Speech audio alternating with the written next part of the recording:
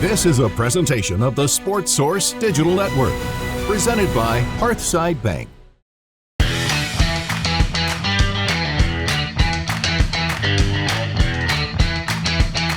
Come on in. How about the opening week of December here on Action, the Sports Source Digital Network, where we make that crossover from Conference Championship weekend to also college hoops. We've got plenty of it from the SEC Power Four, as well as Barnes and the boys heading to New York for the ACC SEC Challenge. Chuck Cavalaris, Tyler Ivens. We're coming off a 5-1 week where we take a look at a lot of these, not only Power Four, but we'll even grab some of those Group of 5 / Group of 6 conference championship games. But Chuck, let's get started. A lot of Tennessee fans have said, okay, now let's cross over to basketball season after an 8-4 college football regular season, and we'll do just that. The last time we saw Tennessee basketball, say what you will, that's an impressive showing that you gave out in Las Vegas. Quirky rules in the Players Era Festival pushed you to the third place game against 2-0 Kansas. Kansas was a touch beat up. You run out of steam, it looks like, after 3 games in 3 days in Vegas. But I believe there's one player that's starting to emerge as the go-to guy on Tennessee's roster, and that is, the transfer Jacoby Gillespie. We talked about this all during Sunday Sports Source during the offseason about the importance of scoring at the point guard position with Zakai Ziegler leaving for international play. Here's Jacoby Gillespie, a guy who put up quite a few points, 65 to be exact, in that 3-game stretch in Vegas. So when you look at a team that's defensive first out of the Syracuse Orange, we decided let's start things with a player prop in the ACC SEC Challenge. We took the 3-game total. That was against Rutgers, that was against Houston, and that was against Kansas. And we ask you, 3 games, Jacoby Gillespie, does he keep up this pace? Over under player prop total for Tuesday night. Tennessee's point guard with over 21.5 points in the Dome, Chuck Cavalaris. Interesting number. Actually, if you look it up, I think Gillespie is averaging like 18.5. Yeah. So he would have had a little bit of a slow start, but that's understandable for a transfer. Got to fill it out. I tell you what, I think he's going to be closer to 30 than 21.5. Yeah. So I would take that over. And how good is Syracuse going to play? Great defense. The only thing is, that arena, how much is shooting a factor for a visiting team? You try and think of all the odds and ends that come in. But, I would go over 21.5. Yeah, I actually like this over as well for those of you who are able in your state legal to get player props. There are a lot of people who look at Jacoby Gillespie right now and, well, simply put, he is a shoot-first player. When you look at Tennessee point guards of the past, especially in a Rick Barnes system, strong defense and look for the extra pass. So far this year, Jacoby Gillespie has been a find an open lane, shoot, then kick. And I think if he's going to continue to have the volume of shots that we've already seen early through Tennessee's really, really nice slate, I think Jacoby Gillespie is going to be in that 21 to 23 range every night. I'll take the over as well. And real quick, who closes it out at the free throw line if you've got the lead? Wasn't he 9 for 9 in that down one the game stretch in against Vegas? Houston? Yeah. So if he's even close for this, Tennessee has the lead. It'll go over. We will have your official Tennessee-Syracuse ACC SEC Challenge pick coming up in the next 7 minutes right here on Action. But you guys still want football. You still want conference championship weekend. A lot of top teams squaring off in the AP Top 25 and the college football playoff rankings. So, Chuck Cavalaris, as we always do, we allow you to lead off. I don't know which 3 games you're going to, but there's plenty to pick between from both Power 4 and the Group of 5, Evel. Well, let's start with the big one, the Big Ten. 1 versus 2.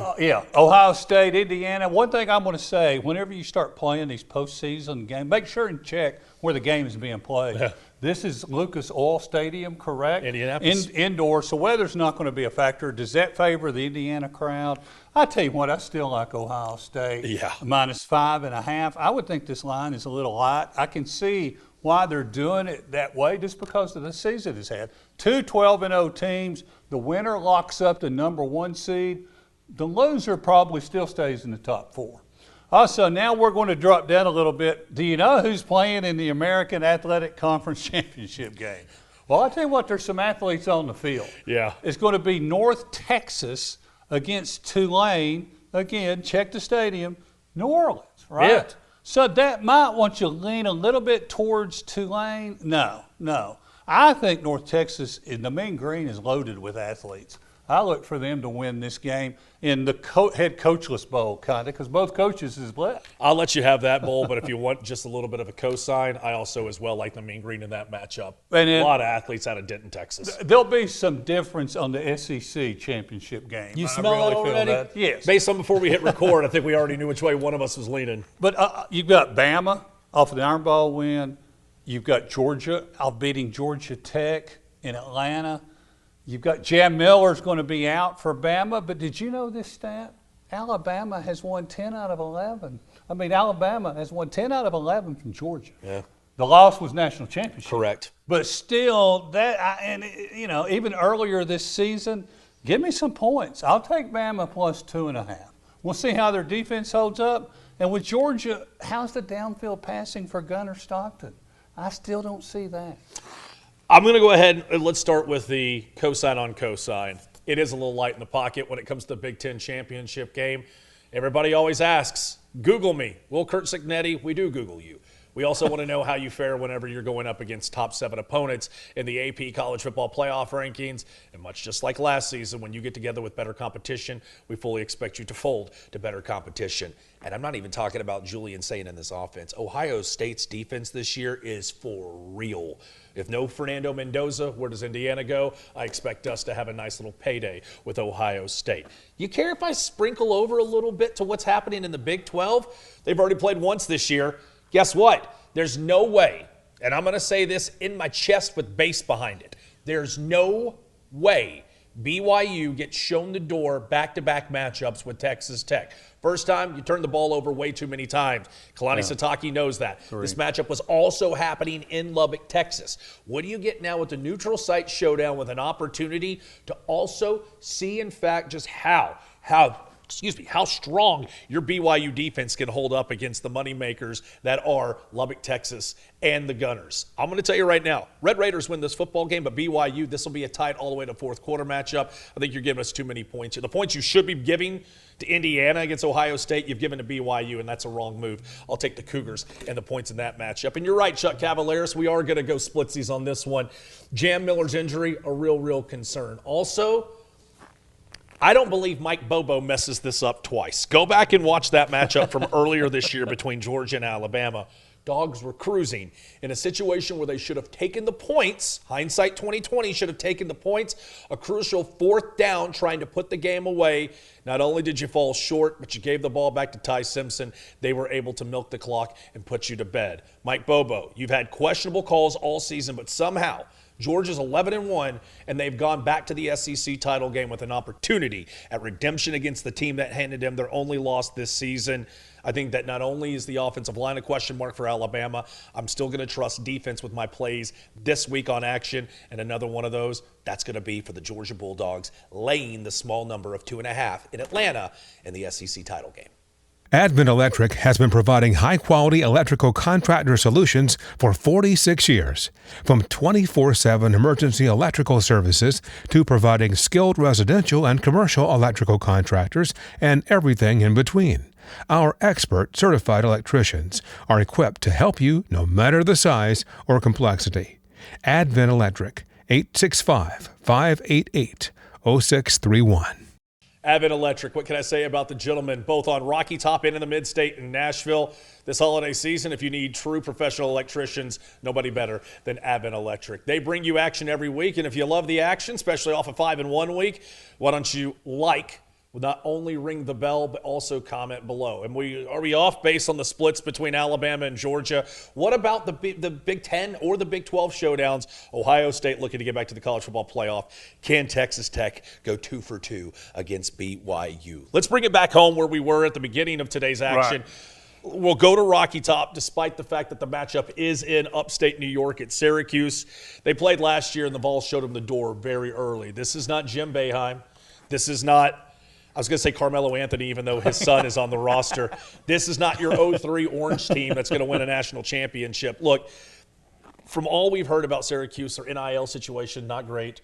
The teams right now are suffering across the athletic department. But Tennessee gets a true test because this year's Syracuse team likes to kind of wrap you up like a python. So Chuck Cavalaris, let's just go ahead and tell it as it is. The Vols are going to lay almost 6 points on the road your thoughts about the Vols getting tested, even though Houston is one of the best defensive teams. They found a way to get out of there with a W, Right. but this time we're looking at it 5.5 in the ACC-SEC Challenge. Well, I tell you what, if you look up the stats on this, Syracuse doesn't shoot it very well. Correct. From the field. Correct. I mean, from three. Here's one thing that's really, really important in this game. Tennessee's going to have to chase down those misses. You're going to have to rebound, and that sets everything else up. Now, if Syracuse comes out and starts shooting a really good percentage, Tennessee could have their hands full in this. But if everything holds true to form, I like Tennessee to win this game by about 8 points. It's funny. You would think that Chuck and I would have exchanged notes or we would have chatted about a few things. No, usually we go into this saying, you have your thoughts, I have my thoughts. The reason why I like Tennessee in this matchup against Syracuse is their ability to rebound. Yeah. Syracuse is not a high shooting percentage team. And look, if you follow me off this channel and you are very familiar with what I do when it comes to riding with Ivens here on the local flagship station, college basketball is my sport. I love college basketball. It's my favorite thing to lay money on. Why is Tennessee going to beat Syracuse in this game? Low field goal percentage from the floor. Tennessee doesn't allow teams to get second chance points. When you look back at the competition, go ask yourself what kind of doomed them in the game against Kansas. Second chance points. And they also allowed them to really eat them up on the other side of Tennessee not getting second chance points. I think the Vols, defensively, not only can they eliminate Syracuse from the second chance points, but I also think they just have better athletes. If they played this game at Food City Center, Thompson-Boling Arena, Vols would be double-digit favorites. Yeah. But because they're on the road, the Vols are getting a small number, 5.5. I don't blink at this number. Chuck, you and I are on the same page. I think the Vols do win this game by double digits, and I think because they're playing on the road, Vegas isn't giving them enough respect. We should have learned a few things after they took on tough challengers in Las Vegas, but Tennessee, they're going to get a little bit of an adjustment period. Not only do they have Syracuse coming up Tuesday, but look ahead at the schedule. They have that Nashville showdown this weekend against Illinois. They get all the finals off for that second week of December, and then Louisville comes to Thompson-Boling Arena, Food City Center. What are we getting at? The look ahead? Vegas, they don't know how to, right now, adjust to Tennessee's numbers. By the time the Illinois game, by the time the Louisville game hits the schedule, Vegas will have a better idea on how to lay numbers or how to set a number, if you will, for Tennessee basketball. So this might be one of our last opportunities to get a decent number on Tennessee basketball before the over-adjustment happens there in Las Vegas. Chuck Cavalaris, appreciate it as always. Remember, like, ring, comment. We are slowly making that transition over to college basketball season, but keeping an eye on the college football playoff all throughout the holiday season. Next week, next Monday, how about another set? We'll have it for you right here on the Sports Source Digital Network. This has been Action. Hey, folks, before you head to your favorite sports book, make sure you're setting limits. Only gamble what you can afford to lose. Never chase your losses. And if you think you have a sports gambling problem, call the Tennessee Red Line, 800-889-9789.